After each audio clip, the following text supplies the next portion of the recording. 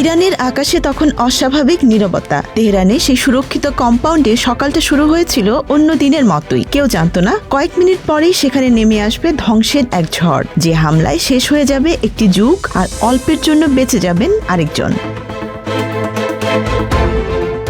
গত 28 ফেব্রুয়ারি স্থানীয় সময় সকাল 9:32, ঠিক সেই মুহূর্তেই ইসরায়েলের অত্যাধুনিক ব্লু স্প্যারো ব্যালিস্টিক ক্ষেপণাস্ত্র আঘাত হানে ইরানের সর্বোচ্চ নেতা আয়াতুল্লাহ আলী খামেনির তেহরান কম্পাউন্ডে। লক্ষ্য ছিল একটাই, ইরানের শীর্ষ নেতৃত্বকে এক আঘাতেই নিষ্ক্রিয় করে দেয়া। কিন্তু ভাগ্যের এক অদ্ভুত মোড়ে নিশ্চিত মৃত্যুর হাত থেকে বেঁচে যান তার ছেলে এবং বর্তমান সর্বোচ্চ নেতা মুজতাবা খামেনি।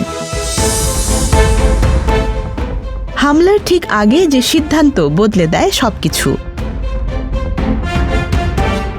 ব্রিটিশ দৈনিক দ্য টেলিগ্রাফ এর হাতে আসা একটি ফাঁস হওয়া অডিওতে উঠে এসেছে সেই ভয়াবহ মুহূর্তগুলোর বর্ণনা। অডিওতে কথা বলেছেন খামেনির দপ্তরের প্রোটোকল প্রধান মাজাহের হোসাইনি। তিনি জানান, হামলার কয়েক মিনিট আগে হঠাৎ করে নিজের কক্ষ থেকে বেরিয়ে যান মুজতাবা খামেনি। কেন বেরিয়েছিলেন তা স্পষ্ট নয়, তবে অডিওতে বলা হয় তিনি বাগানের দিকে হাঁটতে গিয়েছিলেন, আর ঠিক তখনই আকাশ চিরে আসে ক্ষেপণাস্ত্র। সকাল 9:32 ব্লু স্প্যারো ক্ষেপণাস্ত্র সোজা আঘাত হানে ভবনটিতে, যেখানে কয়েক মুহূর্ত আগেও ছিলেন মুজতাবা। কয়েক সেকেন্ডের ব্যবধানে সেখান থেকে সরে যাওয়াতেই তিনি প্রাণে বেঁচে যান।